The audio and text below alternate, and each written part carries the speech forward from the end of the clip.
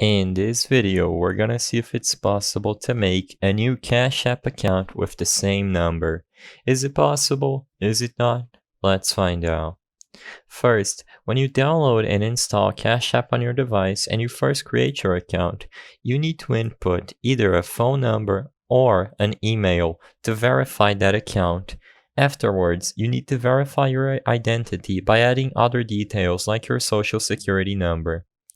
What you will notice is that if you sign out of your currently signed into account and you try to create a new one, as you can see by this official response, you will not be able to use the same email or phone number because in order to create new accounts, you need to use different email addresses or phone numbers for each account.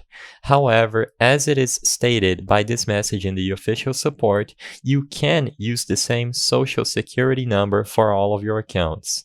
So, in conclusion, while you can make a new Cash App account with the same social security number, you need to change your phone number or just use email addresses for each one of your accounts.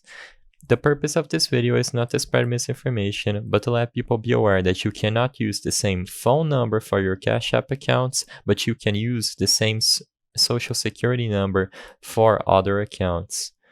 If this video helped you, please be sure to leave a like and subscribe for more quick and easy tips. Thank you for watching.